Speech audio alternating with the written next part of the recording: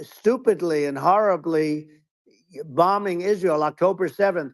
They're coming from all over the world. And you know, you look at, it's so sad October 7th because it should have never happened. Yeah. It's so sad Sure. when you look at Ukraine. It should have never happened. We have a defective government. These are defective people, and they're not people that should be running it.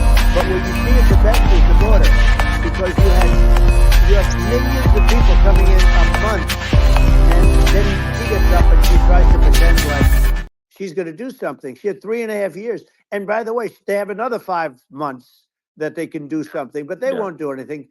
It's all talk. She's No. incompetent, and he's incompetent. And frankly, I think that she's more incompetent than he is. And that's saying something because he's not too good. Yeah. No, I think it is essential to have a secure border. I mean, you're really not a country unless you have a Correct. secure border.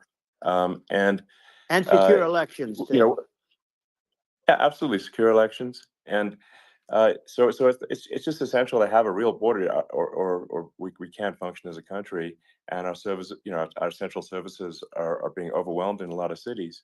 But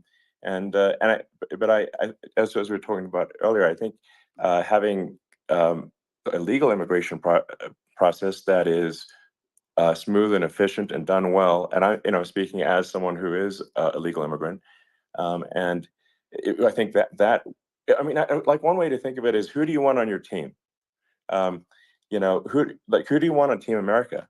And I think we want to just say, okay, we want to let in people who are going to, you know, be great contributors to our society and to our economy, Right. and you know, and who do you want on the team? And it's not to say that, like in my opinion, actually, I'd say like probably most of the illegal immigrants actually are actually good, hardworking people. That's my opinion. But some are not, and you just have this sort of adverse selection process where, you know, if somebody's you know, if somebody's like you know, uh, has a career in theft or robbery, I don't understand what's taken them so long to get here, because we're such a target-rich environment.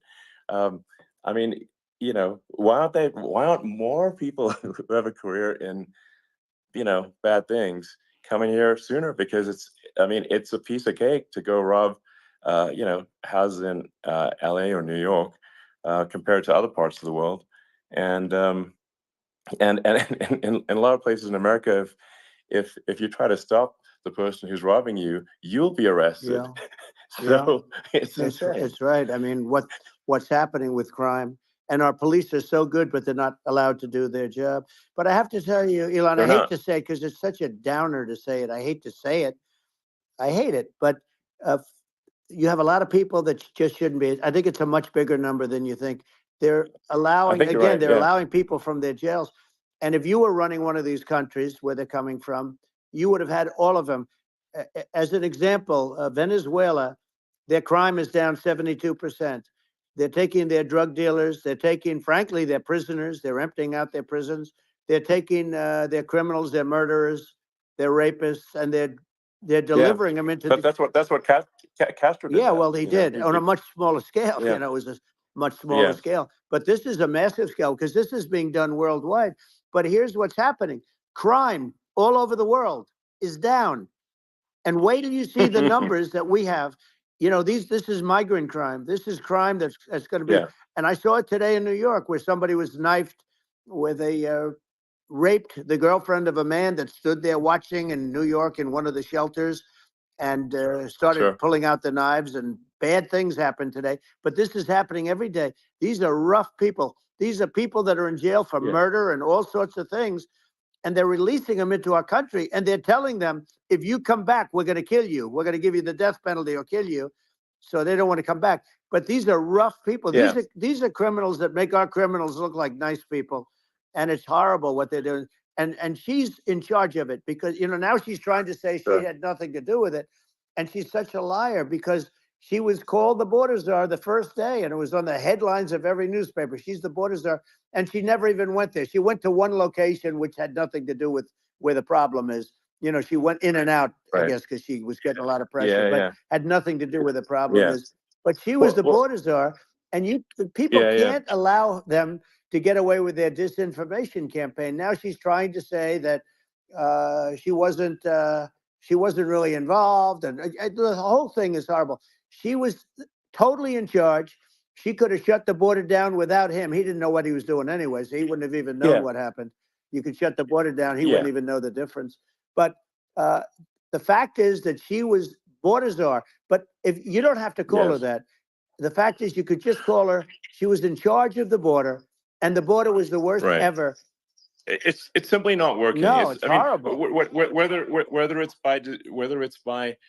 whether it's a question of intention or competence, either way, we don't have a secure border, and we have people streaming over like it looks like a World War Z zombie apocalypse at times. And sometimes you got to sort of wonder, like, is it real or not? So because you see things, you're like, is it real? So I went to the border at Eagle Pass, and I saw for myself in Texas, and I was like, okay, it's real. I'm like seeing this in real time. I actually posted the video like just live. I just flew there one day and just to see, hey, is this made up or real? And I'm just seeing people stream across the border, and I have to say, at least the people that I saw did not look friendly. These So are people people. can look at my video and say, hey, Yeah. does these people look friendly? I don't look super friendly. So These are people that um, Elon would not be the same man if he had to walk across the street and look these people in the eye. These are rough people. These are really rough people coming across. And I know rough people. And these are people that we don't want in our country. And, the caravans are coming in, and they're putting, and who's doing this are the heads of the countries. And you would be doing yeah, it, and so would I. And everyone would say, oh, what a terrible thing to say. The fact is, it's brilliant for them because they're taking all of their bad people, really bad people. And I hate to say this, the reason the numbers are much bigger than you would think is they're also taking their non-productive people. Now, these aren't people that will kill you.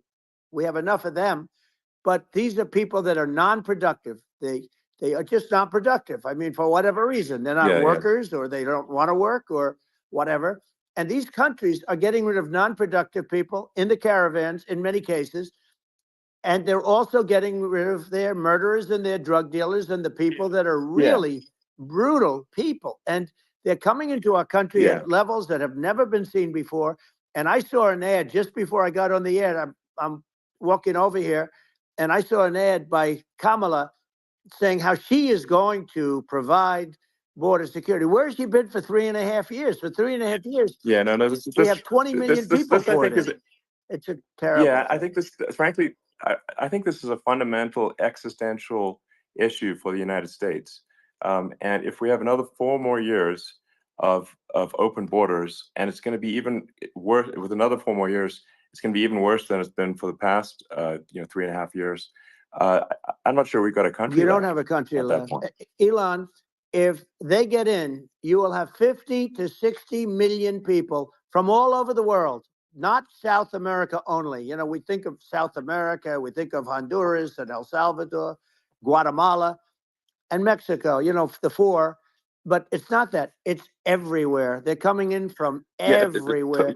And I had to stay in yeah, I think Mexico. this is a super important Yeah. point. Like people, it's like basically when I went down there, I was like, well, where are people from? It's like almost no one was from Mexico. To No, be clear, Mexico less, it's of just the the others. border. It's just the border with Mexico, but the people coming in, it's Earth, the rest of Earth, and America is only about 4 or 5% of the population of Earth. It would only take a few percent of the rest of Earth to overwhelm everything in the We're US. already So overwhelmed, Elon. We're overwhelmed. You had to see the news tonight about New York, and I love that place. And what they're doing to it is horrible. What they're doing to it, and all the courts do is they yeah, try and focus on Trump. Okay, let's focus on Trump, who did nothing wrong. I complain about a rigged election. Elon, what's happened is unbelievable. You have from Africa, from the Congo, they're coming from the Congo, and 22 people came in from the Congo recently, and they're murderers, and they dropped them. They drop them. They take them out of jails, which is very expensive, to maintain the jails. Although they don't do too much maintaining, I can tell you. But they take them out of jails, prisons. They take them out, and they bring them to the United States. They deposit them in the United States and say, don't ever come back or you're going to be executed. And they don't want to come back, but they won't come back. Sure. But they're coming from Africa. They're coming from Asia. They're coming from the Middle East. They're coming from South America. Well, just They're Earth, coming from rest of Earth, everywhere. basically. And there are a lot of Yeah, really everywhere on bad Earth. ones. It's just an everywhere on Earth thing, and it's just not possible for the United States to absorb, everyone from Earth, or even a few percent of the rest of Earth. It's just not possible. So, Well, Elon, we're going to have to finish this up. We're going to have the largest deportation in history of this country, and we have no choice. Otherwise, we're going to have a country. What they've done to our country. Think of it, with in Venezuela and in some of these other countries, crime is down 50, 60, 70, 80%. And you would be the same. You would have. Yeah. I'll tell you what. Venezuela has not gotten rid of all of them. They've gotten rid of about 70% of their really bad people. Their jails are about 50% put into the United States. The same with other countries. Sure. Some are 30%, some are at 50%. They're all different. But the bottom line is they're all going to be at 100%. Why wouldn't you put 100% of it? And they're doing it right now while this third-rate phony candidate. Don't forget, I beat Biden.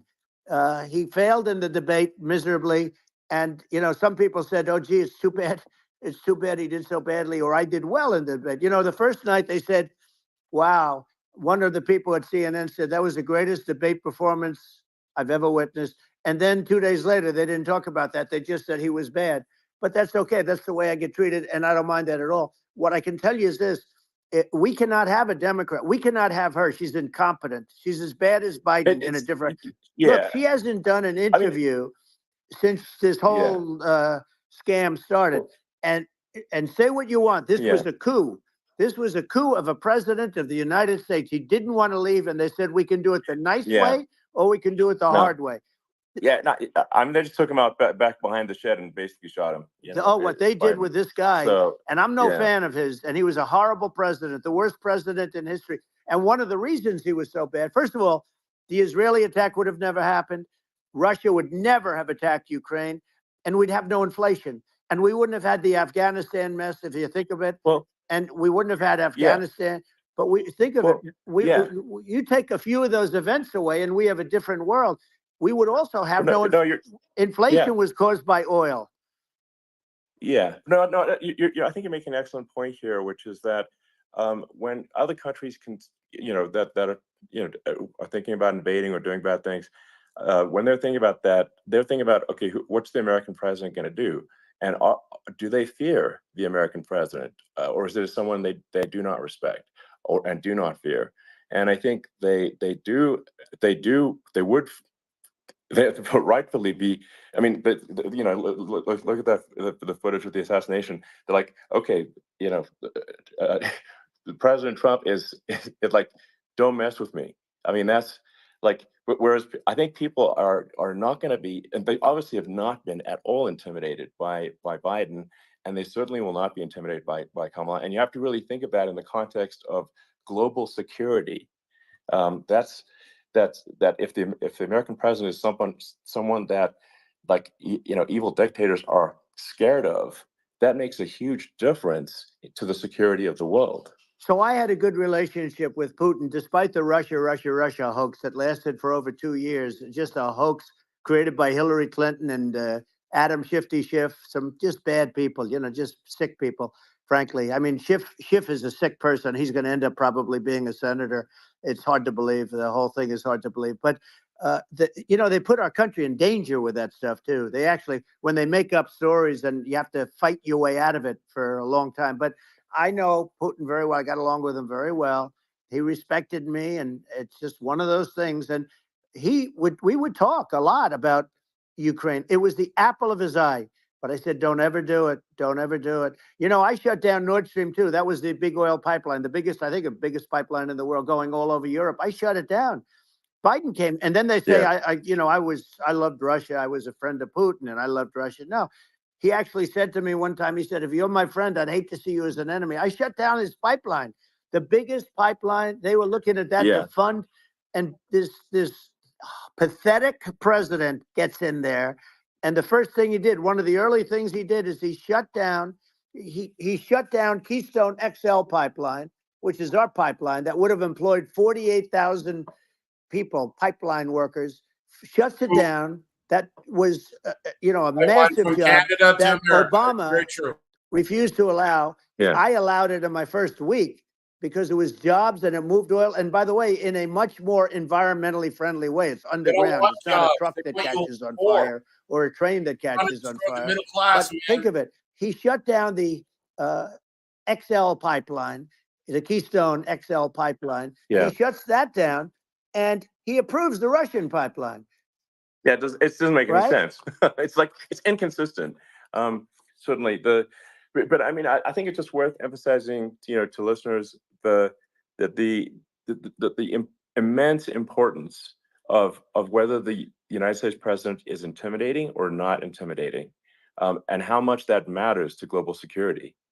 Because there's some real tough characters out there, and if they don't think the American president is tough, they will do what they want to do. I know every one of and them. that puts it puts the whole world in danger. Elon, I know every one It's of a them, big and I deal. know them well. I know Putin. I know President Xi. I know Kim Jong-un of North Korea. I know every one of them. And let me tell you, people will say, "Oh, this is terrible." He said, "I'm not saying anything good or bad. They're at the top of their game. They're tough. They're smart.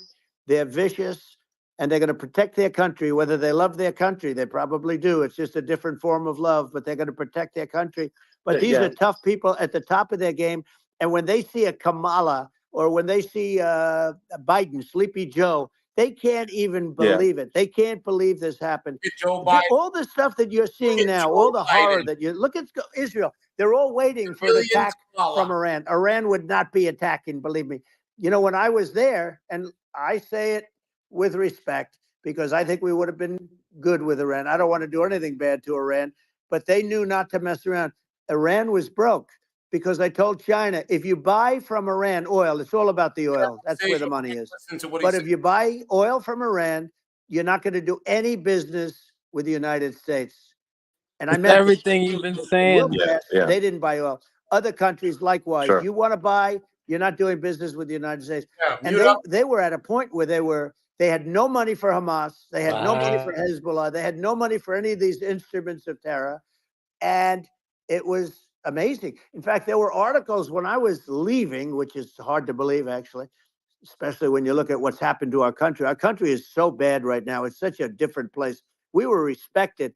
Think of it. 4 years ago, we were so respected to a point where when I said don't buy oil, they didn't buy oil, but they had no money, and Israel would have never been attacked. It is zero chance. And again, I said to Vladimir Putin, I said, don't do it. You can't do it, Vladimir. You do it, it's going to be a bad day. You cannot do it. And I told him things that what I do, and he said, no way. And I said, way. And it's the last time we ever had the conversation. He would never have done. I got along well with him. I hope to get along well with him again. Getting along well with them is a good thing, not a bad thing. I got along well with Kim Jong-un. When I met with President Obama just before entering, it's a sort of a ritual. And I sat down with him and we talked. It was supposed to be for a very short period of time. It turned out to be a long period of time. I said, what's the biggest problem? He said, North Korea.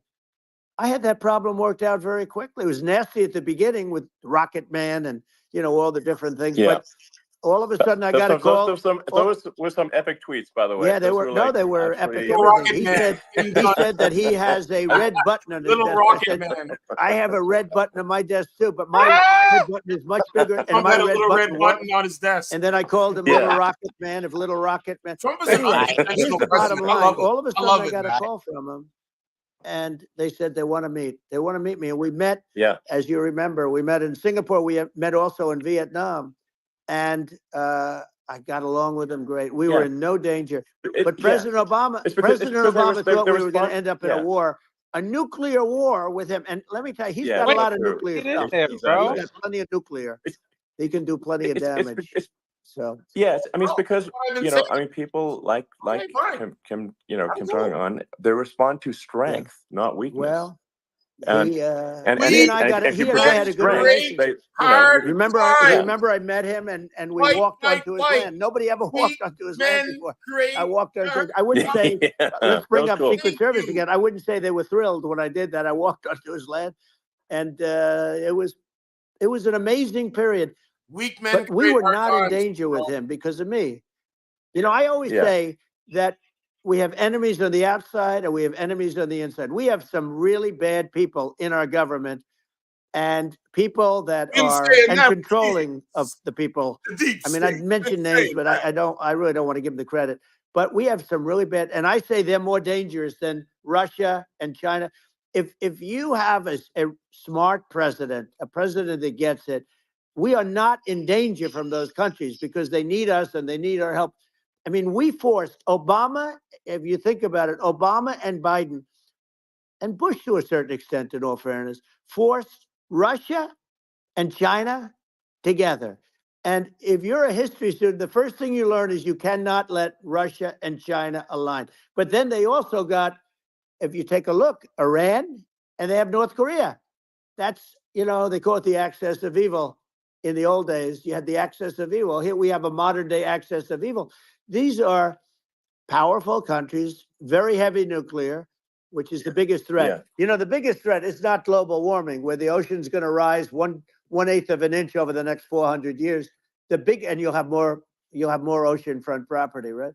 The biggest threat is not that. The biggest threat is nuclear warming, because we have 5 countries well, now that yeah, have significant nuclear power, and we have to not allow anything to happen with stupid people like Biden.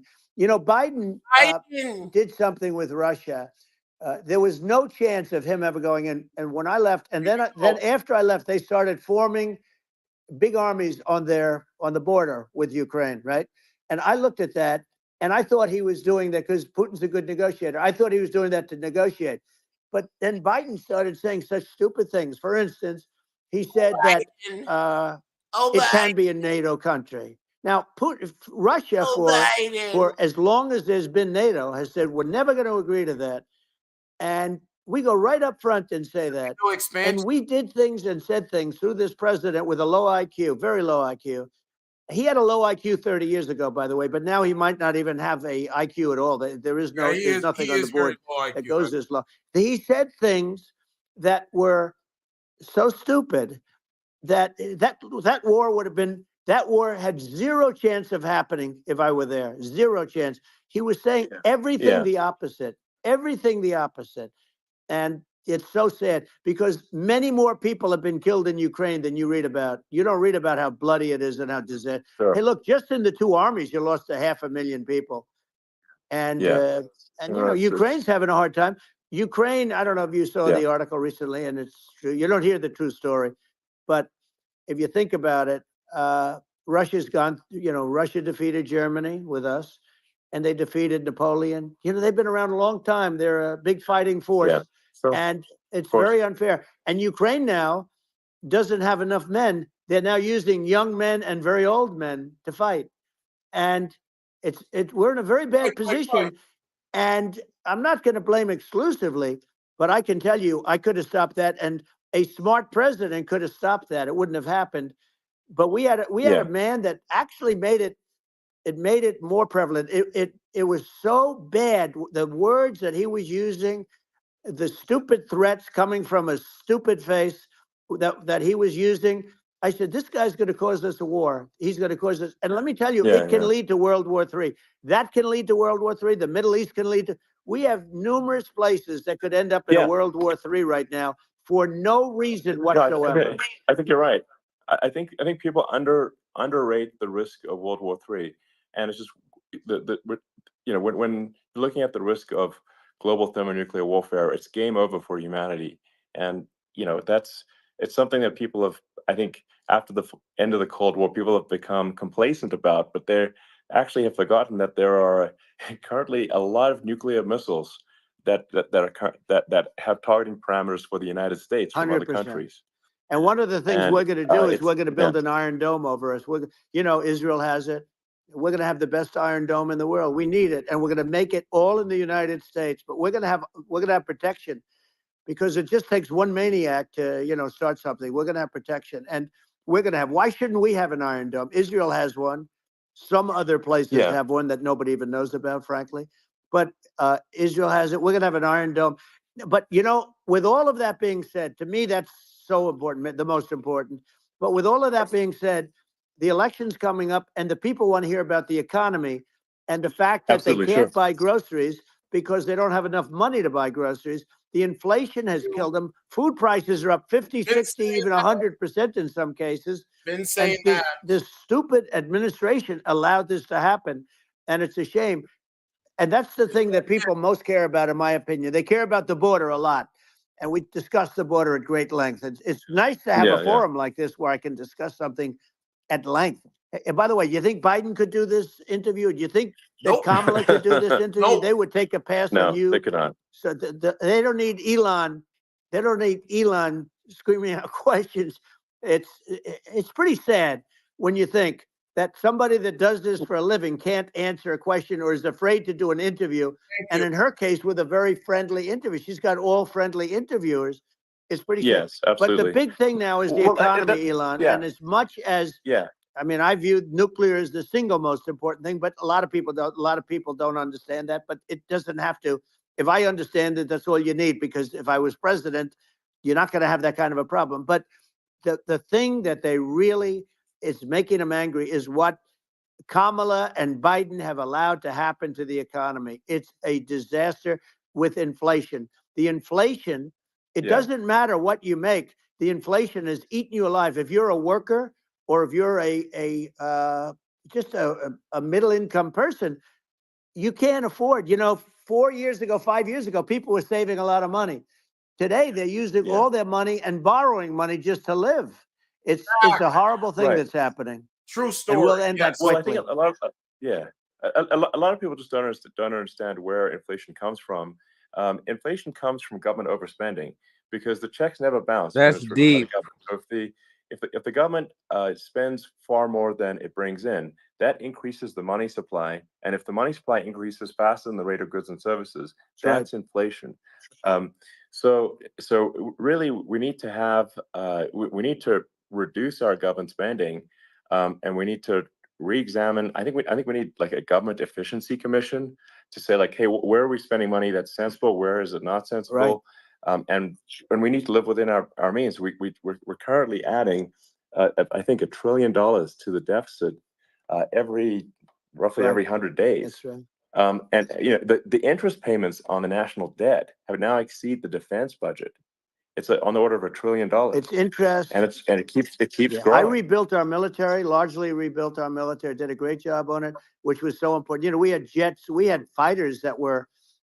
And bombers that were 70 years old, and we did a great job in that. Then we gave 85 billion of it back to Afghanistan, if you can believe it. We gave them 85 billion. They're one of the largest sellers of military equipment in the world. They're selling what we gave them. That was one of the most embarrassing days in the history of our country. But if you think about, let's go back to the economy. We have to bring energy prices down. Energy started it. The price of gasoline. Now your cars don't require too much gasoline, so you have a good, and you do make a great product. I have to say, I have to be honest with you. That doesn't mean everybody should have an electric car, but these are minor details. But your product is incredible. But the gasoline, Elon, is the cost of energy. Not only gasoline, it's the cost of heating your house and cooling your house. That has to come down.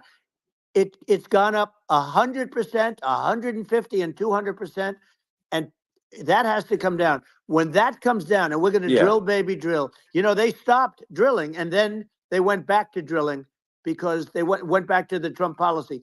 But if they won the day after they get into office, this country will go out of business because they're going to go to an energy policy that's not sustainable, wind and different things.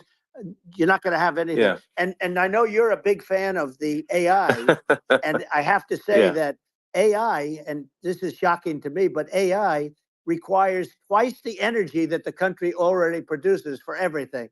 So we're going to have to build a lot of energy if our country will be competitive with China, because that's our primary competitor for this on the AI. You're Sure. going to need a lot of Well, I mean, electricity. You're going to need tremendous yeah, electricity, like almost double what we produce now for the whole country, if you can believe it. sure. Well, just going, back to this, like this basic thing, which that people try to make it sound complicated, but it's not. But inflation is caused by government Right. overspending. Would you agree that we need to take a look at government Yes. spending and have perhaps a government efficiency commission that just tries to make the spending sensible and so the country lives within its means, just like a The person does? waste is incredible, and nobody It negotiates is. prices. You used to have a lot of people making jets, and you end up with two companies, and they'll probably try and merge at some point.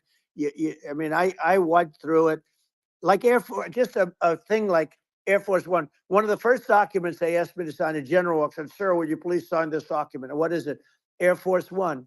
That's with Boeing, which is basically two planes, two 747s.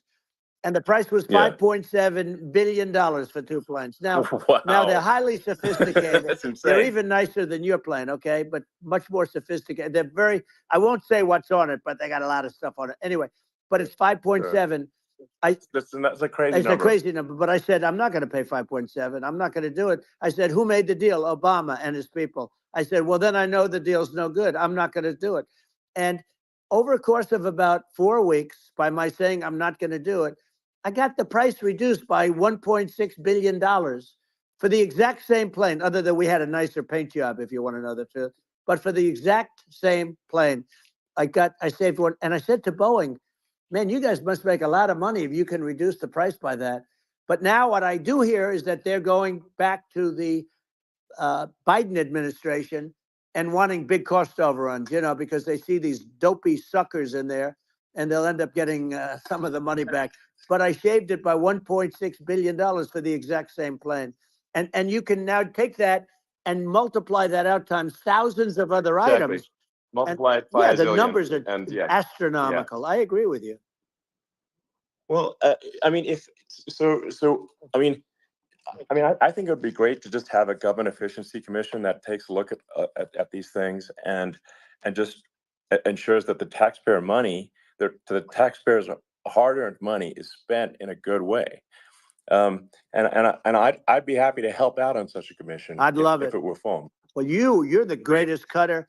I mean, I look at what you do. You walk in and you just say, you want to quit? They go on strike. I won't mention the name of the company, but they go on strike, and you say, that's okay. You're all gone. You're all gone. So every one of you is gone, and you are the greatest. You would be very good. Oh, you would love it. But, if you look at Argentina. Well, I'd be happy to help by the way, out. congratulations. I Yeah. just looked at the number of people that are listening to you and I chat. We'll call it a chat.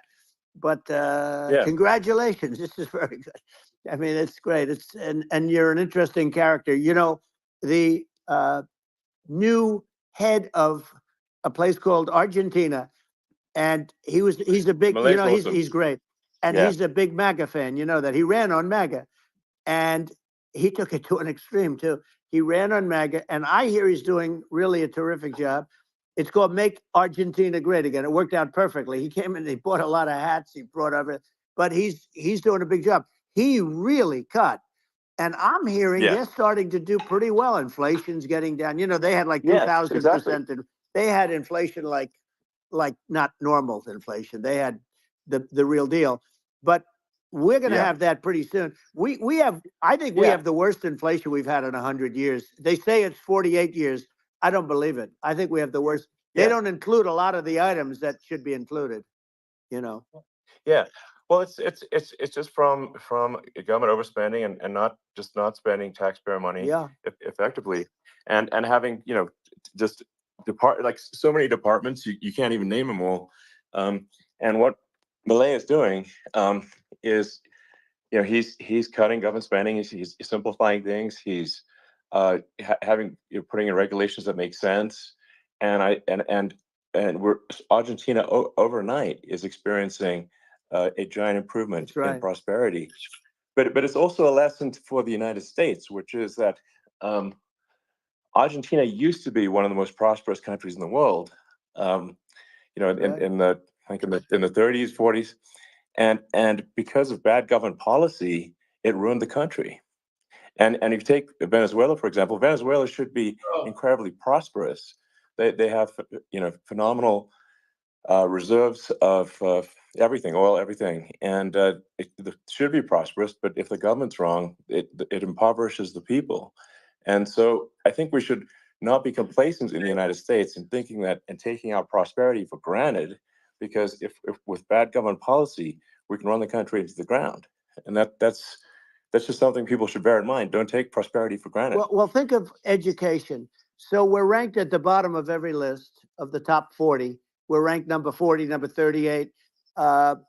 Norway, Switzerland, Sweden, different countries are ranked good. Actually, China's pretty close to the top. They're a top 6 or 7. But we're ranked at the bottom, almost at the bottom, 38, 39, 40. In other words, horrible. And yet we spend more per pupil than any other country in the world. So we spend more. And what I'm going to do, one of the first acts, and this is where I need an Elon Musk. I need somebody that has a lot of strength and courage and smarts. I want to close up Department of Education, move education back to the states, where states like Iowa, where states like Idaho, not every state will do great, because states that basically aren't doing good now. You look at Gavin Newsom, the governor of California. He's terrible. He does a terrible job. So he's not going to do great with education. But of the 50, I would bet that 35 would do great, and 15 of them, or 20 of them, will be as good as Norway. Norway is considered great. You can name them. I mean, they're so good. Some of these countries are so good. But if you go into some of these really well-run states, we have states that don't know what debt is. We have states that have low taxes, no debt, everybody working. They're really well-run. Sure. And maybe they have certain advantages in terms of location, in terms of, the land or the sun and the water and the whole thing. There are a lot of advantages that some people have. But if you moved education back to the 50, you'll have some that won't do well, but they'll actually be forced to do better, because it'll be a pretty bad situation. But if you think about it, you'll have some of these states. I'll bet you'd have 30, 35 states. It'll be much better. And you know what it'll cost? Less than half what it is in Washington. And these people don't care about the students in these, faraway states. And it'd be unbelievable. Yeah. I think you're making a good point in that if the states have to if each state has to compete against other states, then people will naturally move to states where it's better. Well, like California, as we said, it's a badly run state. I could go through. I got so many friends that are in those states, even if they're Democrats. I hate to mention certain states, but Illinois is badly run with Pritzker. He's a real loser. But some of these places are just badly run. But it's almost going to force them to run better, and they won't do a good initially. But you're not going to do worse than you're doing right now. And I would say that the cost, you would cut your cost by 50 or 60%. And you'd have a little monitor. You want to make sure they're teaching English, as an example. Give us a little English, right? Sure. Right. Yeah. No, but I mean, too much. I mean, some of these governors are doing so badly. I mean, they got so many people moving out of their state. They should get U-Haul Salesman of the Year award because they're driving so much U-Haul. It's actually amazing. It's just people moving out. Isn't it amazing to you as a businessman that they can even survive? Like Illinois. So many people are leaving, and you wonder, how do they survive? I mean, how do they survive? I saw where you left California and you moved to Texas. Texas does a great job. But, I mean, I just wonder, how do these states survive when big businesses, a big oil company just left California, as you know, and they moved to Texas. How do these big states survive when they lose so many businesses? And their taxes are already really high. The taxes are among the highest taxes. You almost wonder, how do they continue on? And in many cases, the governors don't do a good job, and they're crime-ridden places. You wonder, how do they continue to just go on? It's not a good situation. I mean, I think the only thing that's going to force some of these states to change is if they risk bankruptcy and they're not getting bailed out by the federal government. Right. Well, You're That's you're the going to only thing have that's going to that. get them to change. You remember the Yeah. area in California where they had that, where I guess somebody had sticky fingers and they stole a lot of money, and they went into a form of chapter, and it was very nasty for a period of time. But now it's probably the most popular place in all of California. So you know, at some point, something like that may have to happen. But the problem is, you can't penalize people that loan money to the state when you have incompetent people like a Pritzker. Look, the family didn't want him in the family business, and then he ends up being governor of Illinois. So you know what, is he going to be? Is he going to be a great governor? And you know, you have people. I could name every one of them. I got to know every one of these, and some are very good, and some are just horrible. Well, I think that, I mean, the larger point here, too, you know, as you're saying, like a lot of people are concerned about the economy, a lot of people are concerned about inflation, and inflation is effectively a tax on people that save money, and for people that are working day to day, it's just a form of taxation, and if we can solve the government spending problem, we'll solve the inflation problem, which means people will have a better standard of living, and that's a really big deal. Well, the people that got hurt worst are the people that did it the way they were taught to do it all through, you know, their younger life and their young life and their whole life. The people that saved money and then they got no interest on their money and inflation destroyed them. And frankly, they were almost better off if they didn't do anything like that. I mean, those people have been absolutely decimated, and we're going to bring those people back and help those people. We've got to get the prices down. You know, when I look at bacon costing 4 or 5 times more than it did a few years ago, when you look at some of the food products in grocery stores, people go, they can't believe it. They used to be able to buy a whole cart, and today, you know, a lot of people just don't have the money. They go in and they can't buy anything. They look at it's sticker shock. They call it sticker shock, right? Oh, he's right. I think it really just comes, like I said, I think it just comes down to really, I guess, two things, which is that if you solve government overspending, you solve inflation, which improves living standards of the average person, and then if you deregulate, like have sensible regulations, so because a lot of the regulations are nonsensical and cause the cost to be extreme for no reason, but unless you've got effective deregulation, like Reagan did a great job on deregulation in the 80s, but it's been 40 years since we had anyone really. I mean, during your administration, we made some progress, but I think there's an opportunity to make, I think, radical progress with sensible regulation. And if Elon, those two things, those are the big deals. We set a record. We did more deregulation and more restrictions on all of the different businesses than any other president. Remember, I had the rule for everyone we put in, you have to get rid of 10 or 12. And we did radical cuts on all of that. And a lot of that's being put back by this administration. And we did radical cuts on things that weren't necessary. But we were all set. You know, we had the best economy ever maybe in the world. And then what happened is COVID came in, and we had to focus on that, and nobody knew what it was. And I always say I got good marks on economy, good marks on military. We knocked out ISIS. We did so many different things. We rebuilt. But, you know, I never got the credit that we really deserved on what we did with COVID. We never got the credit. But had that not happened, a gift from China, from Wuhan, came in from Wuhan, the Wuhan labs, and I always said it, and it turned out to be right. But had that not happened, we were set to start reducing debt.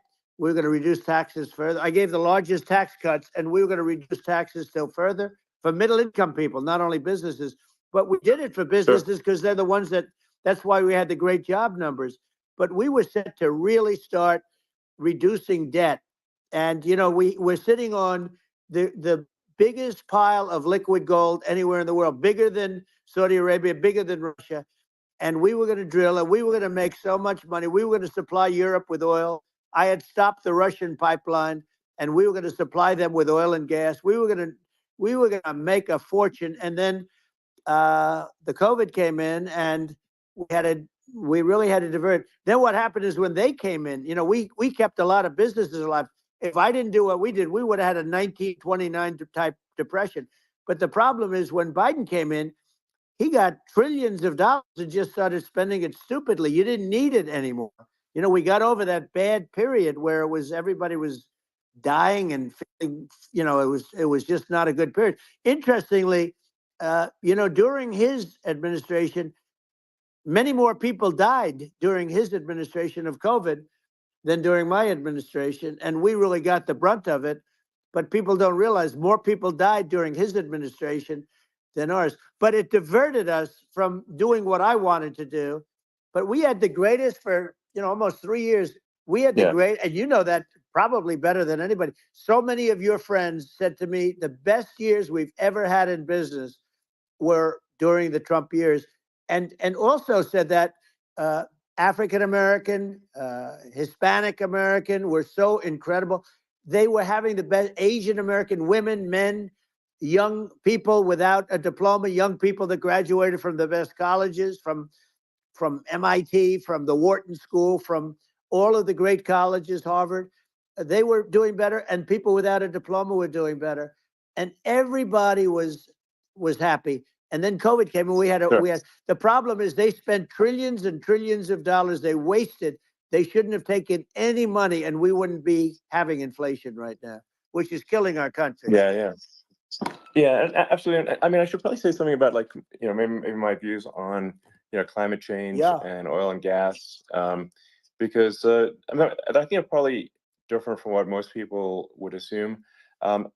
Because my views are actually pretty, I think, moderate in this regard, which is that I don't think we should vilify the oil and gas industry and the people that have worked very hard in those industries to provide the necessary energy to support the economy. And if we were to stop using oil and gas right now, we would all be starving, and the economy would collapse.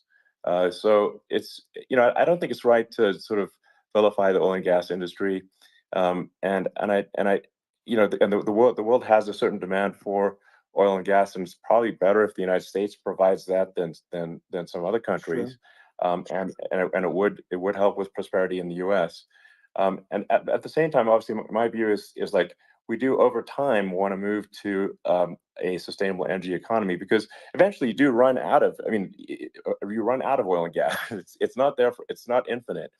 And there is some risk. I think the risk is not as high as a lot of people say it is with respect to global warming. But I think if you just keep increasing the parts per million in the atmosphere long enough, eventually it actually simply gets uncomfortable to breathe.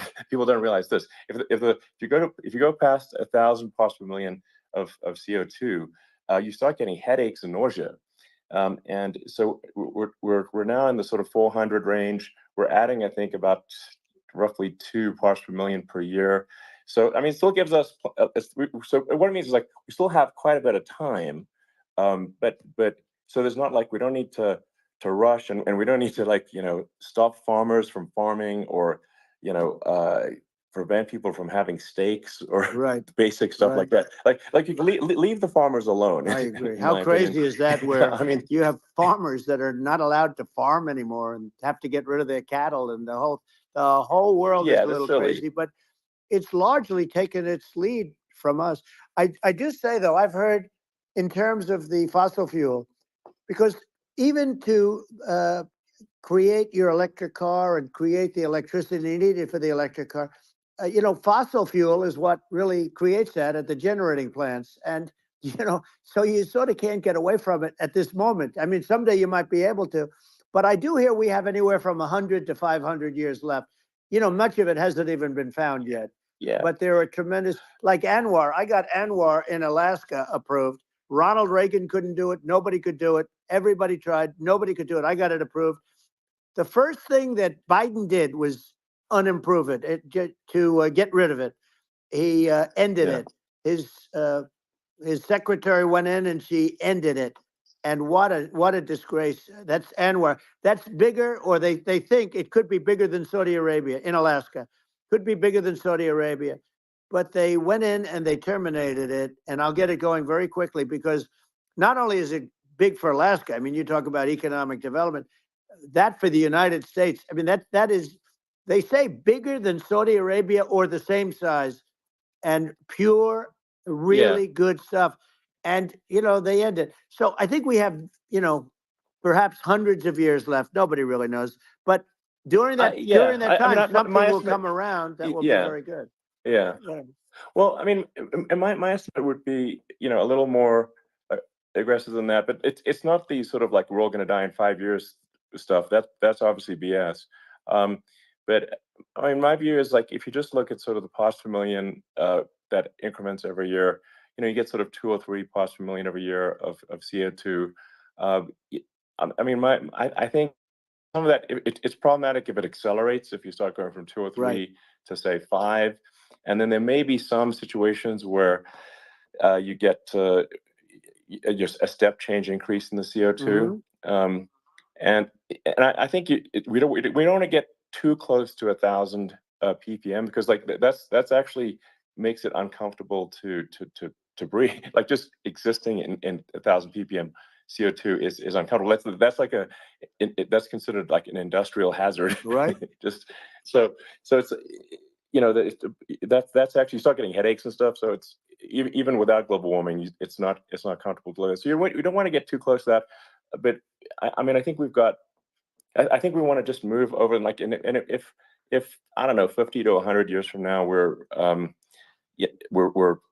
I don't know, mostly sustainable, I think that'll probably be okay.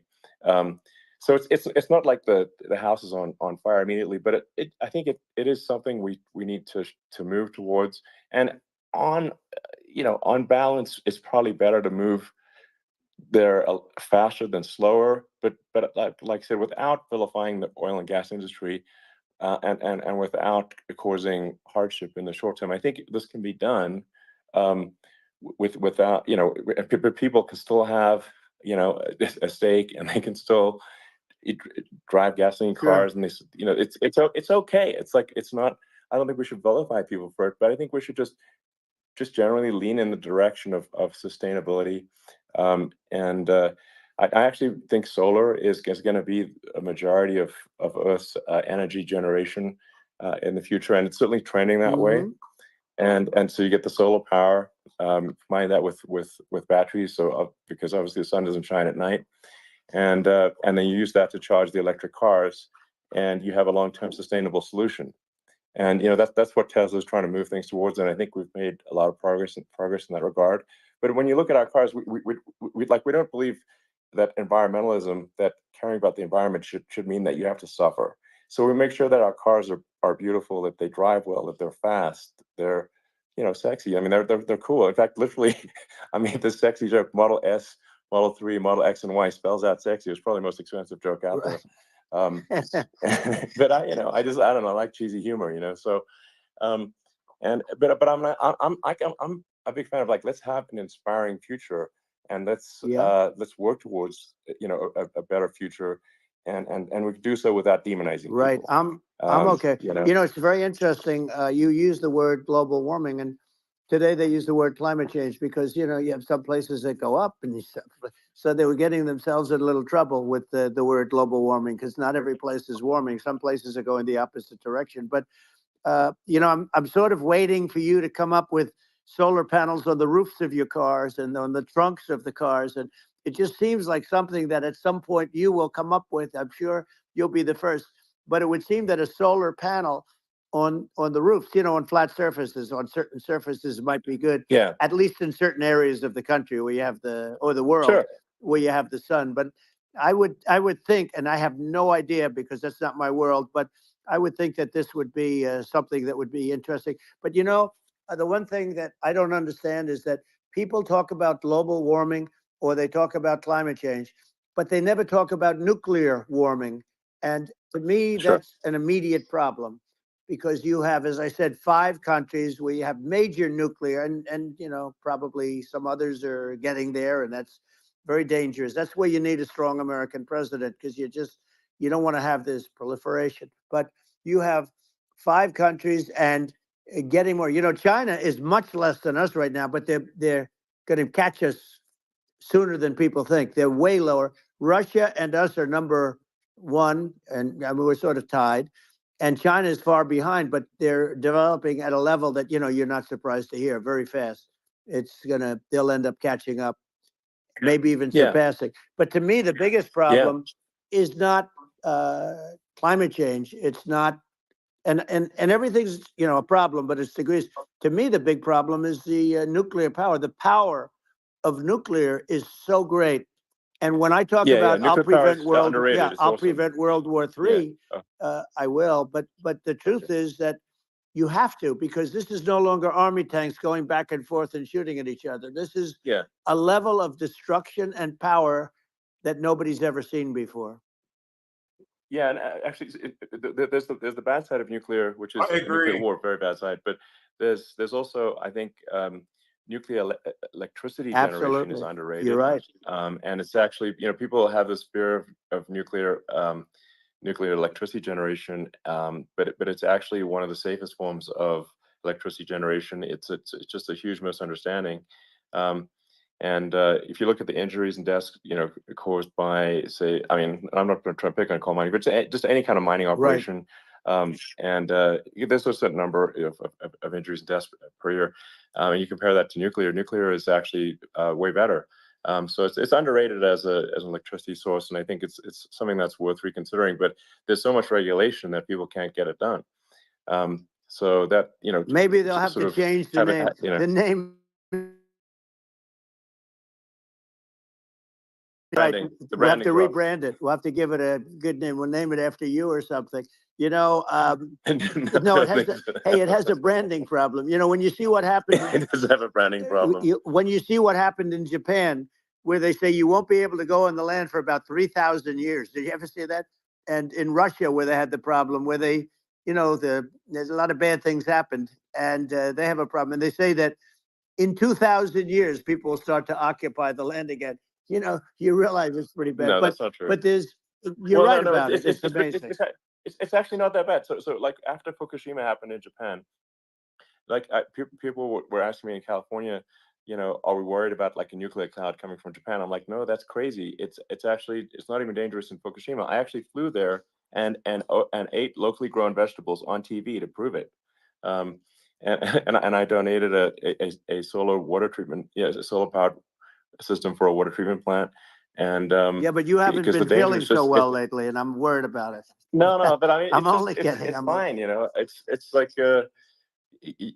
Hiroshima and Nagasaki were bombed, but now they're like full cities again. So it's really not something that That's right. So it's not as scary as people think, basically. But let's see. I mean, are there some other topics we should touch on? Like lawfare. I think we need to be concerned about what they've done to this country. Obviously, yeah. Well, we just won the big case in Florida.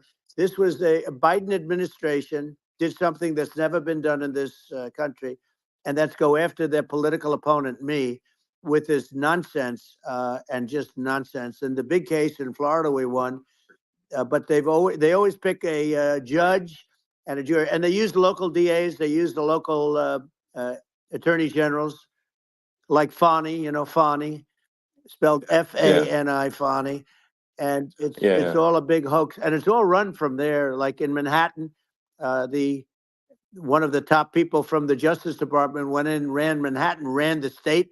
The Letitia James deal was run by a person from the Department of Justice, Biden. They've never done this before, and they set up a very bad precedent. It's called lawfare, warfare.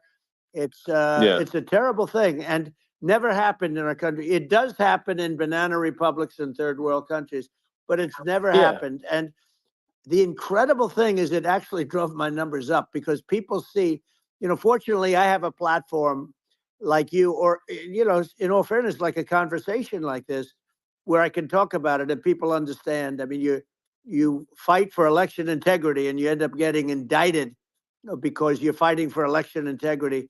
And when the day comes that you can't fight for election integrity, you don't have a country anymore. So what happens is they went after their political opponent, me.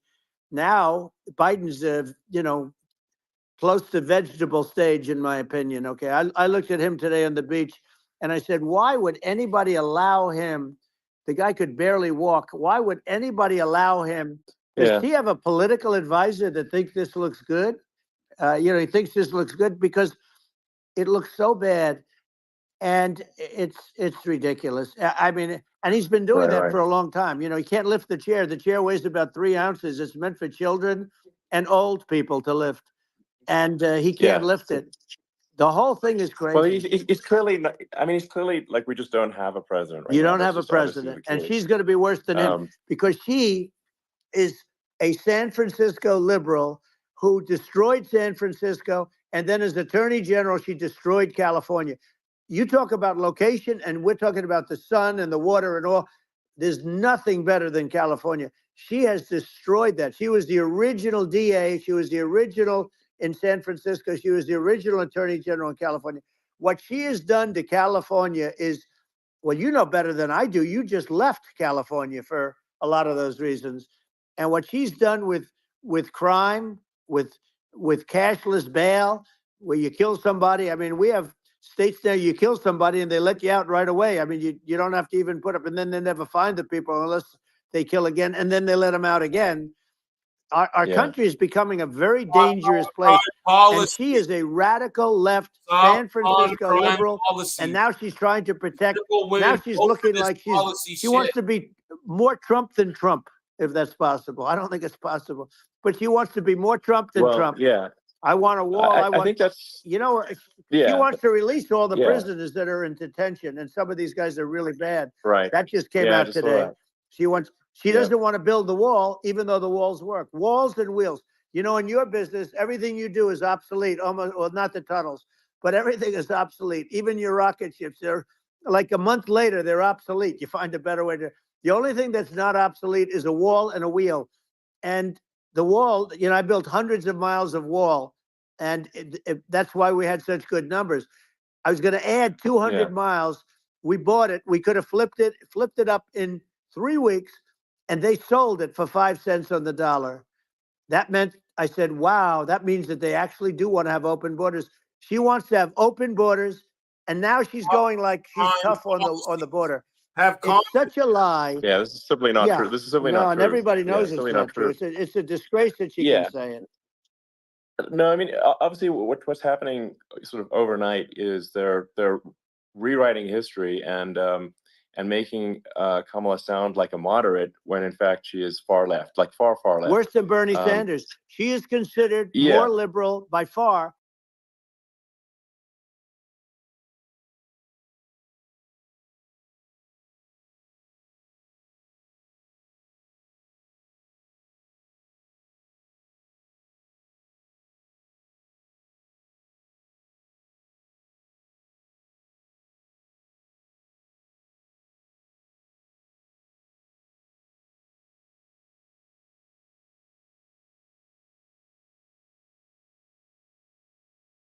Even that, they won't vote for her. You know, like the Palestinians and Israel. She is so anti-Israel, and she's bad for both. Biden actually did something that was impossible. Both sides hate him. You know, both sides. That was a hard thing to do. Unification. Yeah, no. I mean, Netanyahu came to give a talk to a joint Senate and House sitting, and I was there, and Kamala stood him up. You know, what does that say? I think it's highly disrespectful. And I say, if you're a Jewish person, or if you believe in Israel, if you're a person that, you know, is a very pro-Israel, if you vote for her, it's worse than Biden. And Biden was bad. But if you vote for her, you ought to have your head examined. And you see tonight, I mean, as we're doing this, I'm seeing reports coming that they expect an attack tonight or tomorrow from hundreds and maybe thousands of rockets. You know, their Iron Dome, as they call it, as we all call it, but their shield that they build, that can be swamped. We'll use the term that's appropriate, swamped. But they swamp it by shooting enough missiles. You know this better than anybody. By shooting enough missiles, they can't defend themselves. You know, they just obliterate the whole place. And that's what some people think they're looking to do. And we have no leadership. There's no respect for the United States of America with these people. And I'm telling you, she'll be worse than him, because she's a believer in being radical left, and he wasn't. I think you're right. I mean, it's important for the public that may be listening to this to look at Kamala's track record, you know, before the last month, and say, is that a track record you agree with? And I think if you're an independent moderate, you definitely would not agree with it, because it is her behavior has been far left, and we're seeing just an overnight propaganda attempt to rewrite history and make it sound like Kamala is moderate when she in fact is not moderate. Well, so her I think running mate approved, signed into legislation, tampons in boys' bathrooms. Okay, now Yeah, that's all that's I have weird. to hear. Tampons in That's boys' weird. bathrooms, and that means she Yeah, believes in that too. I mean, yeah, that's she not picked okay. this guy because he was the closest to her. A lot of people thought she'd pick sort of the opposite, but she picked an anti-Israel radical left person. But she is far worse, they say, than Bernie Sanders. If we have her as a president, if we have a Democrat at this moment as the president, I don't think our country can survive. I think it's a massive. I think we're in massive trouble, frankly, with the Kamala administration, and that's my honest opinion. And I think Me too. I think really it's essential that you win for the good of the country for this election, and I mean I'm just stating my opinion.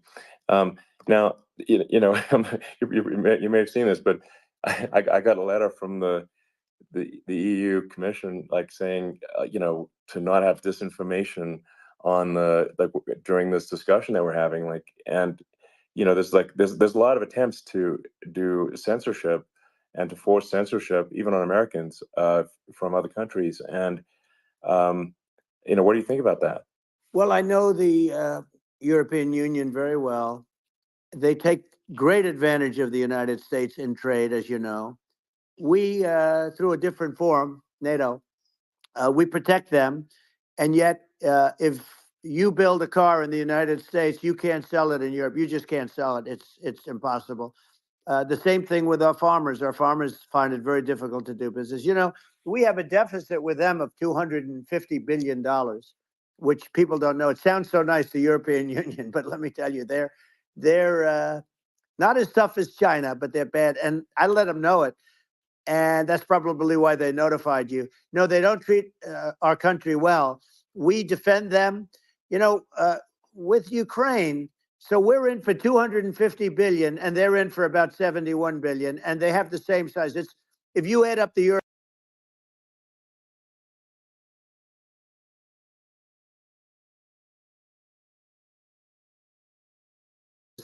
they're right there. We have an ocean separating us from, in this case, the enemy would be Russia. It used to be for the Soviet Union, but let's assume they're close enough. And what happens is they're in for 70 something million. I think even less than that, billion, and we're in for about 250 billion, and it could be a lot higher than that. And I say, why aren't you going to equalize? Why aren't they paying what we're paying? And they're in much more, it's much more important for them because of the fact that, they're right near there. I mean, they're all sort of in that location. We're not, but they should. And I did it with NATO. There were only 7 countries that were paid up in NATO out of 28 at the time. And the United States was the United States was subsidizing NATO, tremendously subsidizing NATO. And I said, I went in and I said, you got to pay up. If you don't pay up, we're not going to defend you any longer. I took a lot of heat, but you know what happened? Billions and billions of dollars came flowing in. And I think a lot of the public isn't aware of the fact that the United States pays a disproportionate share of the NATO expenses, and then we get taken advantage of on trade. So think about it. Yeah, well, I mean, the point of NATO is defending Europe, and it's it's like, then okay, well, why is the United States paying disproportionately more to defend Europe than Europe? That doesn't make sense. That's unfair.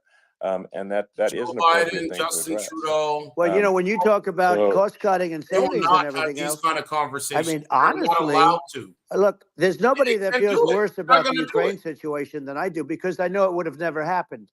I know Zelensky. He was very honorable to me, because when they went with the Russia hoax and they said I had a phone call with him, he said it was a perfect phone call. It was a great phone call. He could have grandstanded and, said, oh, he was very threatening. He said, no, it was a very nice phone call. I called him up to congratulate him on his win, and you end up getting impeached because these people are lunatics. You know, I was talking about the difference from the people within and the enemies on the outside. In many cases, the people from within are more dangerous for our country than the Russias and the Chinas. If you have a smart president, you're not going to have a problem with them. You're going to do things. Yeah. Now, they've taken advantage Yeah, of us absolutely. incredibly, but you're going to do things with the right person. Yeah, well, I think it's obvious that you're a believer and an advocate of free speech, because during your first term as president, you were attacked relentlessly every day, often very unfairly with with false attacks, and you didn't try to shut down the media. You didn't try to inhibit their freedom of speech, and I think that says a lot.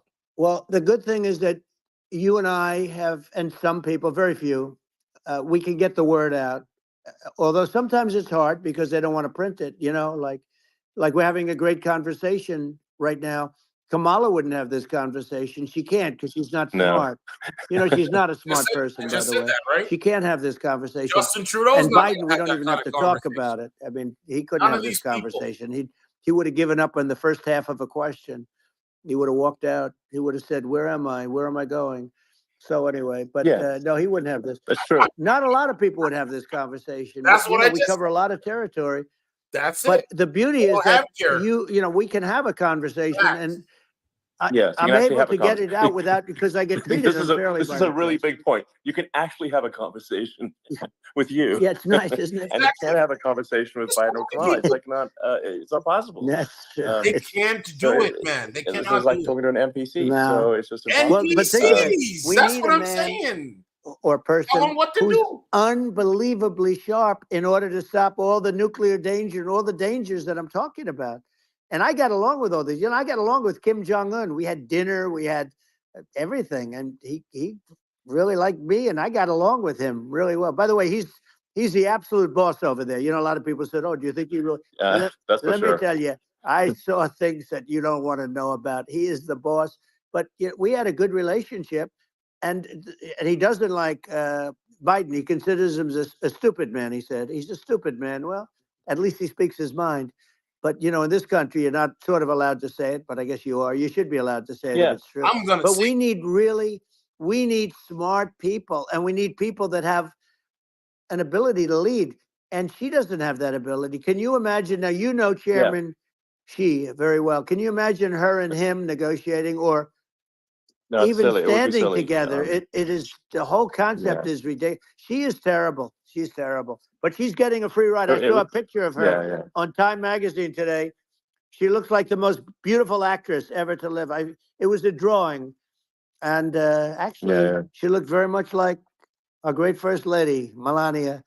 She didn't look like Camilla. That's right. But of course, she's a beautiful woman. So we'll leave it at that, right? Yeah. Well, maybe like, I think part of what, people in America want to, people in America want to feel excited and inspired about the future. They want to feel like the future is going to be better than the past, and that America is going to do things that are greater than we've done in the past, reach new heights that make you proud to be an American, and excited about the future. They want the American dream back. They want the American dream back. More important than anything else. It's like, you don't have that today because the people, they've been just sucked. They see incompetent people running our. The Biden thing is very interesting. People just found him to be incompetent, and when I debated him, I was like, "Is this for real?" It was. Yeah, it was just absurd. But I mean, I think there are, like, some grand projects that we could do. I mean, I think, like, we could build a base on the moon. We could send American astronauts to Mars. We could build high-speed connections that are more advanced than anything else in the world between our cities, so people have fast transport. It's possible to solve traffic with tunnels. We've we already made great progress in Vegas doing that, and and just do things that are exciting and inspiring and make the future feel like it's better than the past. Well, I saw what you did in Vegas, and I'll tell you, it was amazing. I got to see.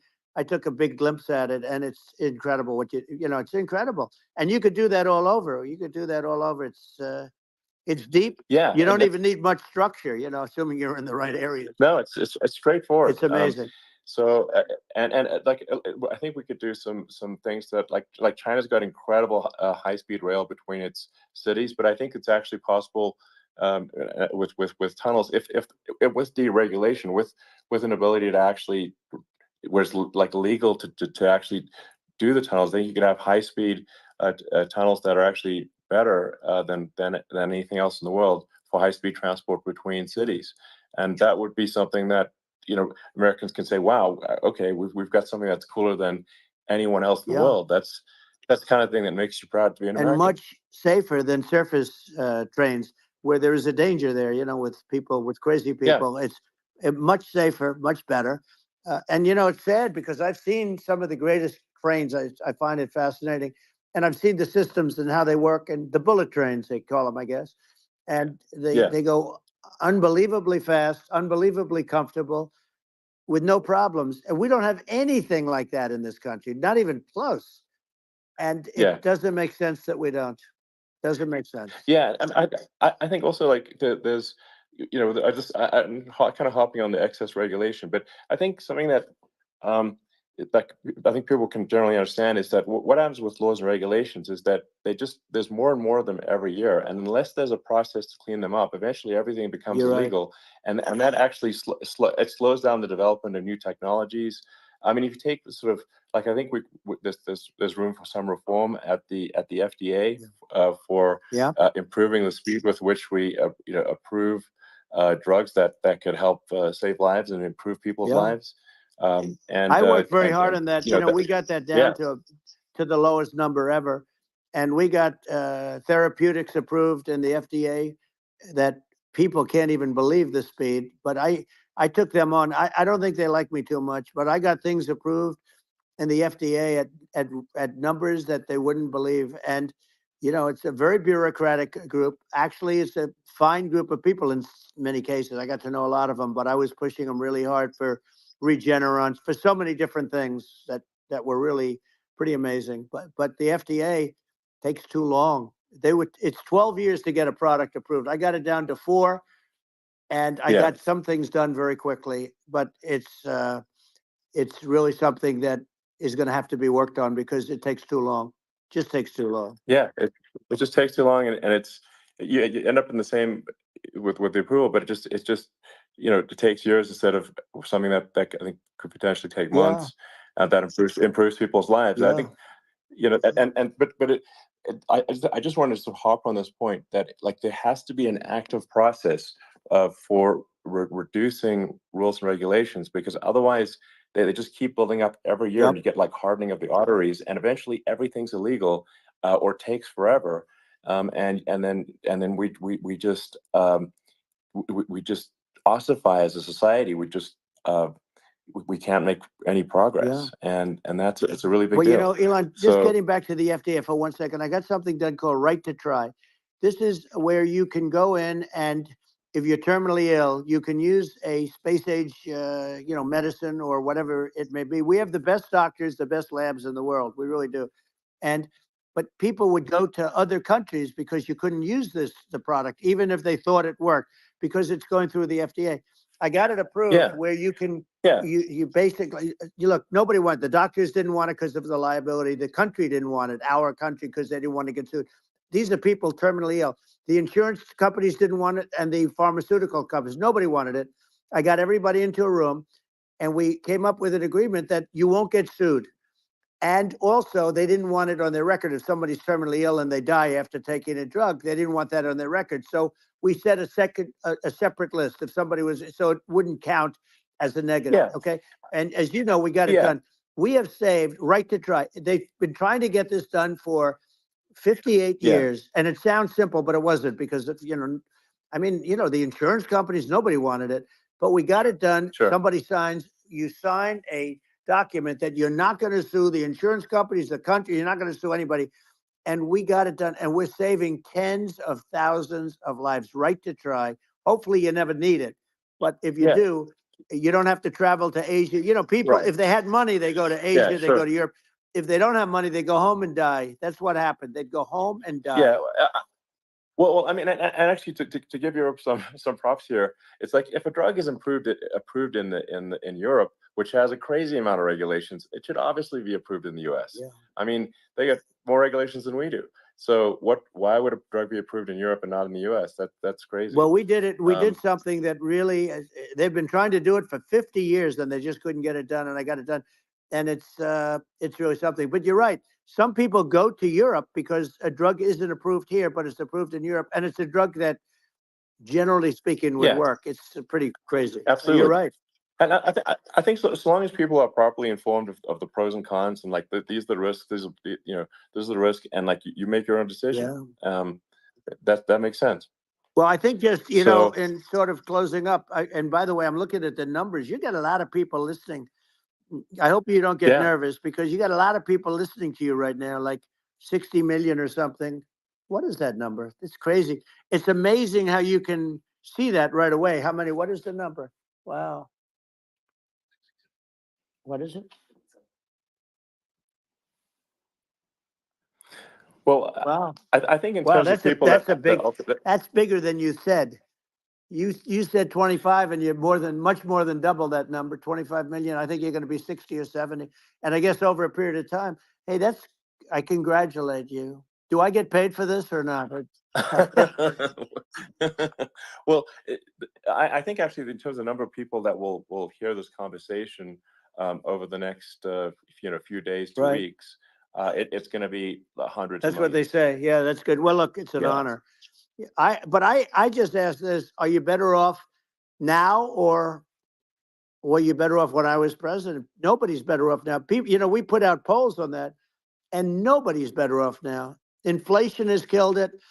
And, you know, they also feel very unsafe. You look at what's going on with a lot of different things. You look at the riots we had at the Yeah. colleges over, I mean, it's ridiculous, but Right. all of the riots, they just feel unsafe.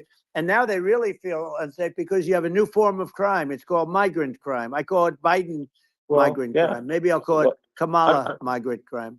But I mean, with all these things, I always try to get to the ground truth by just asking people. And my mom lives in New York, and I was like, Mom, have any of your friends, been attacked or assaulted? And she said, yeah, 3 of her friends in 3 separate crazy. incidents were assaulted just in recent months, just walking around the streets in New York. And I said, well, what happened to the people that assaulted them? Oh, nothing. They got away.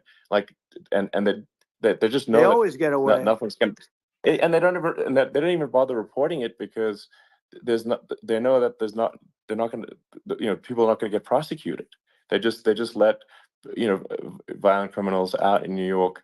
The only one that gets zero bail. prosecuted is Donald Trump. They prosecute Trump. Yeah, I mean, it's just obviously messed up. Oh, it's terrible. If violent criminals are getting off scot-free, and meanwhile the New York spending massive resources prosecuting you, and it's like what's this, and I think the sort of sensible public looks at this and says, what the heck's going on here? This is obviously abuse of the legal system. The legal system is supposed to be protecting the public from violent criminals. And it should be obviously allowing the public to make their own decision about who should be president, as opposed to, some, legal case. Once they start this precedent, because this can go on with the next one. I mean, this is a very bad precedent, what they're doing in terms of, going after their political opponent. And that's all it is. It's going after their political opponent. And then you get a judge who's, a strong Democrat. And I'm being nice when I say that, in many cases, crooked as hell. But you get a judge and you go into an area where a Republican gets 3 or 4% of the vote. And, you'll have a jury pool with people that hate Republicans or hate. It could also be the other way, though, because it could start the other way in areas where they hate Democrats. And you get into a Pandora's box. It's a very dangerous thing for this country, and a very dangerous thing even for the state. New York City is losing. New York City and state lose a lot of business over what they did to me, because these people say, we don't want that to happen to us. That's no justice system. You have an unfair system of justice, and it's costing New York State a tremendous amount of money. People are leaving and companies are leaving, and they won't come back. So, all of that stuff is important. But the economy now is the big thing, and we can turn that economy up so fast. and people are going to be back again. We're going to get rid of Yeah, inflation. I think there's a lot of opportunity. Right. Absolutely. Absolutely. So, And I just I want thi- to I I want to think congratulate you. You've done an amazing job. You have definitely got a fertile mind. You know, we can talk. You and I can talk about rockets. it's kind of you to say. Thank you. Tunnels. We can talk about tunnels and rockets and electric cars. So many things. And now you're into the AI, and that's going to be another beauty, I'll say. So Yeah. it's an amazing thing you've done, Elon. It's an amazing thing, and I Well, congratulate you. I mean, thank you. And well, I mean, I just say here, here's to an exciting, inspiring future that people can look forward to and be optimistic and excited about what happens next. And that's the kind of future that I think you will bring as president, and that's why I endorse you. Well, I appreciate that. That endorsement meant a lot to me. Not all endorsements mean that much, to be honest. Your endorsement meant a lot.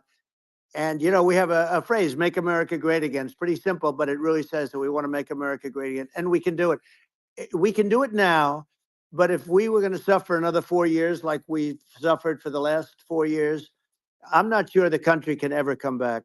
That's how bad it is. It's so bad. We have to do a lot of things. I think that's a very real risk. Yeah, it's a big risk. That's a very real risk. Yeah. And it's, I'd just like to note to people listening, like I've not been very political before. And if you look at my record, I've actually been, I'm not like, sometimes they try to paint me as like a far right guy, which is absurd because I'm like making electric vehicles and, solar and batteries, helping with the environment. And I actually, I supported Obama. I stood in line for 6 hours to shake Obama's hand when he was running for president. And, so it's not like I'm like some sort of dyed-in-the-wool long-term Republican. I call myself, historically a moderate Democrat. But now I feel like we're really at a critical juncture for the country. I think a lot of people thought, the Biden administration would be a moderate administration, but it's not. And obviously, we're just going to see an even further left administration with Kamala. That's my honest opinion.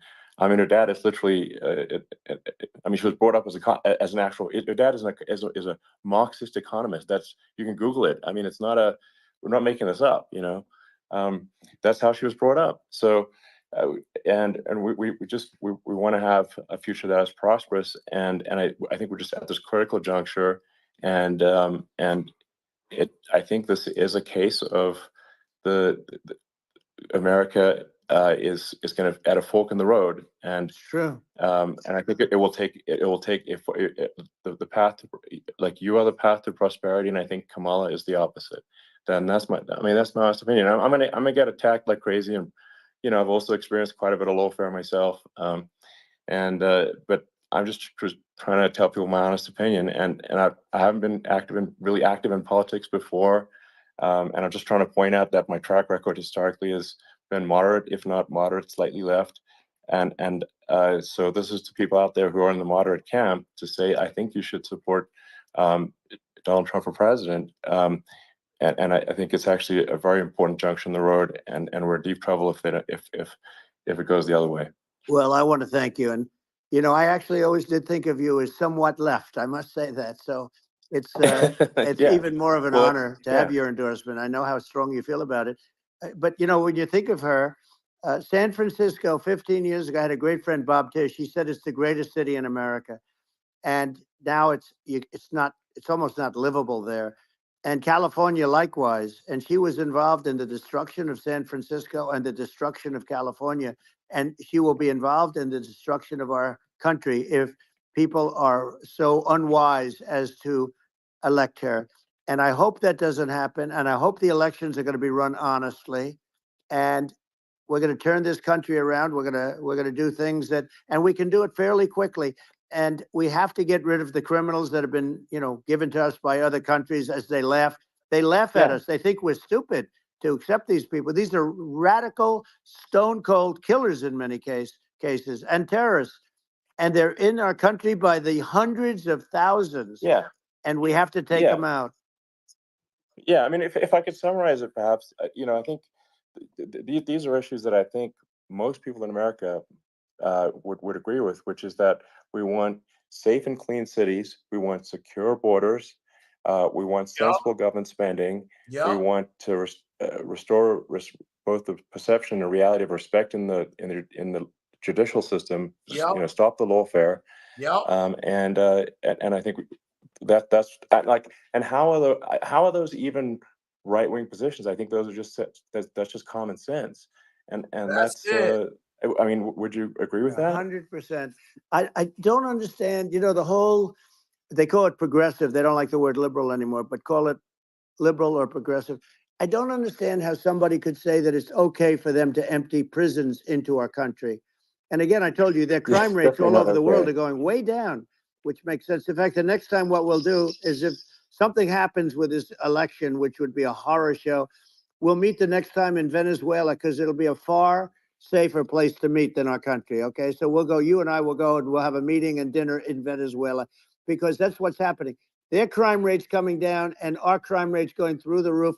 And it's so simple. And you haven't seen anything yet, because these people have come into our country and they're just getting acclimated. And they don't know about being politically correct law enforcement or lack of law enforcement.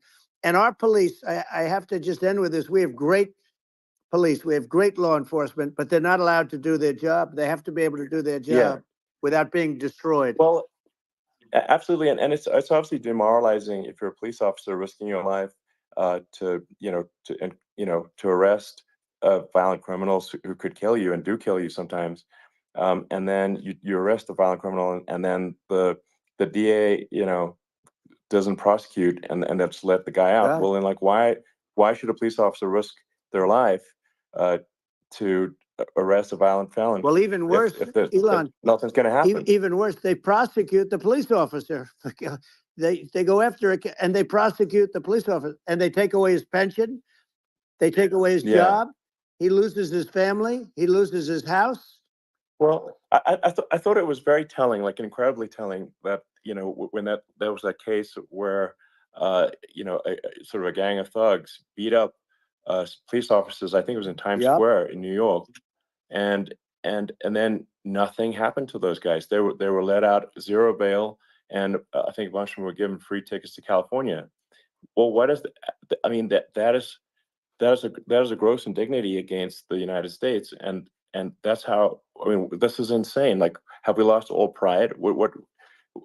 How can such a thing be allowed to occur? I've never seen anything. We see where they get shot. It's a very dangerous profession, but it's something they're very proud of, and they want to be able to do their job. But I've seen them get shot. I've seen a lot of things, but I've never seen where these guys are standing in the middle of a big street, everybody watching them, and they're literally boxing, like punching, stand-up fighting a police officer. There were two of them, and you had about six of these guys, and they're punching the hell out of them. And in their own country, they would be dead if they did that. They'd be shot. Yes. They would be shot instantly. And, they come from these countries, and it's taking them a while to realize that we don't do that in this country. But in their own country, if they stood on a street and had a fight with a police officer, they would be shot. There's no political correctness. And it's such a sad, it's such a sad thing to see. And that's the reason you have crime, by the way, because we don't do anything about it. Yeah, we just cannot have a situation where our police officers are beaten up on camera by a gang of illegal immigrants, and then nothing happens to the guys that beat up the cops. I mean, and they're let out. This is unacceptable. Well, we're going to change it, and we're going to get them out of the country. When I first got involved, they said you couldn't get them back to these countries. You couldn't take them back. In the case of Guatemala, Honduras, El Salvador, some others, you couldn't get them back. And I said, really? Oh, you can't get them back? Because under Obama, he couldn't get them back. They'd fly them in, and they'd put planes on the runways in these countries so you couldn't land a plane. They'd bring them back. And the generals told me, sir, we can't bring them back. The countries won't accept MS-13 gang members. They won't accept them. And I said, really, how much do we pay these various countries in terms of economic aid, which is also somewhat ridiculous? And the answer was $750 million. I said, good. Tell them they're in default. They're delinquent. We're not paying them anymore because they won't accept it. And you know what happened? They all called me, every one of them. They said, we would be honored to take them back, sir. We would be honored. It was so easy. But it's one of those things. And we got it back. We took in so many, MS-13 is probably the worst gangs in the world. They're the most vicious, violent. we took them out of here by the thousands and got them out of here, and their countries took them back. And because I said you're not getting any more economic aid, and once I said that, they were nice. They wouldn't take them back for Obama. Yeah. They wouldn't take them back for anybody. And now we have a problem because we have this guy, and they don't take them back anymore with Biden because they don't respect him. Yeah. It's just gotta be done. We just can't have whether they're citizens or not citizens. We can't have, because they won't prosecute citizens either, not just illegals. So if it's, you can't have violent, repeat violent offenders that are not that don't get incarcerated. That's right. Because they will obviously, by definition, continue to hurt people. And I think where part of this comes from is that there's and I do sort of consider myself liberal in some ways. I mean, it's just that you want to have empathy for Right. people. Obviously, you want to have empathy for people. I totally agree with that. You want to have empathy, but you also have to have empathy for the victims of the criminals. And if you just have empathy for the criminals, it's actually shallow empathy. It's not real. You're not thinking. You have one layer deep empathy. You got to say, like, what if you don't incarcerate this person? Who are they going to hurt? Who are they might kill someone. They might rape someone. If you don't incarcerate them, you have to have empathy for the victims. And there's a lack of empathy for the victims of the criminals, and too much empathy for the criminals. It doesn't make sense. That's why you want to have deep empathy for society as a whole, not shallow empathy for criminals. Right. And we have to give our police officers the dignity and the respect that they deserve. And we have to let them do their job. They can do a great job, but we have to let them do their job. And if we don't do that, it's going to all disappear. There's never been a society like this where you're allowed to do anything you want and nothing happens. And I'm talking about violent crime. And it's going to get more violent because these are really, really violent people. And we're going to get them out of our country, and we're going to get them back to because they were sent here by the presidents and by the various people that run those countries. And I know every one of those guys. And they're smart people, and they're streetwise people. And they really think that the USA is stupid. They think we're run by stupid people, and they happen to be right. But when I was there, we had no problem. We got them out. We took out thousands of MS-13 gang members. We brought them back. And now, again, it's the same old story. We don't do it. And they actually gave them a big increase in aid. They raised it up to billions of dollars, and they get nothing for it. So, I hope everybody's going to vote for Trump, and we're going to get this country straight. Yeah. And I didn't need this. I'm like you. I didn't need this. I had a very nice life. I didn't need to go through court systems and go through all the other stuff and run at the same time. I have to run. I have to go through fake trials with, in some cases, corrupt judges, totally corrupt judges. I didn't need it. I had a nice life. I have great locations. I have beautiful oceans that I have places. But I felt it was important. And if I had to do it over again, you probably think I'm crazy for doing it, actually. But if I had to do it over again, I would have done it over again, because this is so much more important than me or my life. We're going to save this country. This country is going down. And these people are bad people that we're running against, and they're liars. They make statements. They do things that are so bad. They say they're going to make a strong border. They say they've been great on the border, and they've been the worst in history. They say they're going to stop crime. Like, the facts speak for themselves. It's so incredible. Speak for themselves. Like it's got to the point where people just don't even bother reporting crime in a lot of cities because they know nothing is going to happen. That's what I hear anecdotally from people all the time. So it's just my values. I'm just saying to people out there, like the things I think are important for the future is, like, we've got to have safe cities, we've got to have secure borders, we've got to have sensible spending, and we've got to have deregulation, and so we can have a prosperous future. And then we want to have some exciting sort of moonshot projects that people can get fired up about. And that's the future I'm looking for. And I'm pro environment, but I'm not against I'm not like, I don't think we should vilify the oil and gas industry, because they're keeping civilization going right now. And but I do think we want to move at a reasonable speed towards a sustainable energy economy. Those are my values, and I think, you know, and so I mean that's why I'm supporting you for president. You know. Well, I appreciate it. We're going to give incentive to companies to come into our country, not to leave our country. We're going to be giving tremendous incentives. We want companies to build here, not to build in other locations. And we want to create jobs. And again, it's about the American dream. You don't hear about the American dream anymore, Elon. You don't hear. You're the American dream in the truest sense, but you don't hear about the American dream anymore. And you're going to hear about it.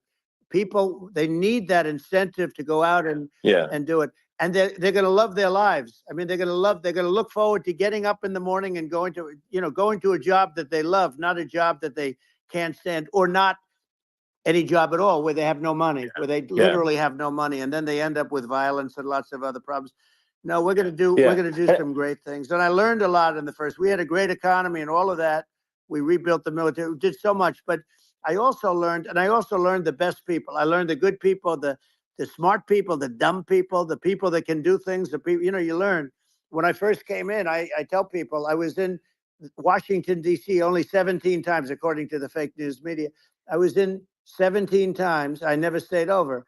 And you don't know people. You rely on other people to give you names, and then you realize the people you relied on weren't so good. Now, we had great people, but we also had some where I wouldn't have used them had I known. Now I know everybody, and I think we're going to really turn things around fast. We have no choice, otherwise we're not going to have a country. And I really appreciate this. Has been, to me, it's been a lot of fun being with you. You're an amazing guy. You've done an incredible job and a great inspiration to people. A great inspiration, and I hope you keep going and just continue to do well. And we're going to have a big election coming up, and I think November 5th will be the most important day in the history of our country. I think that election will be the most important election, and I think it'll end up being maybe the most important day in the history of our country, because if we don't win, I just feel so sorry for everybody. No, I think we're at a fork in the road of destiny of civilization, and I think we need to take the right path, and I think you're the right path. So I think that's what it comes down to. Thank you very much, Elon. It's a great honor, and we'll do it again sometime. And it's been really fun, and I hope you got a lot of viewers. I hear you got a lot, but I hope you got a lot. I know you got a lot of them. So I appreciate it. I'll see you soon. All right, sounds good. Thank you. Thank you, Elon. Thank you very much. Bye.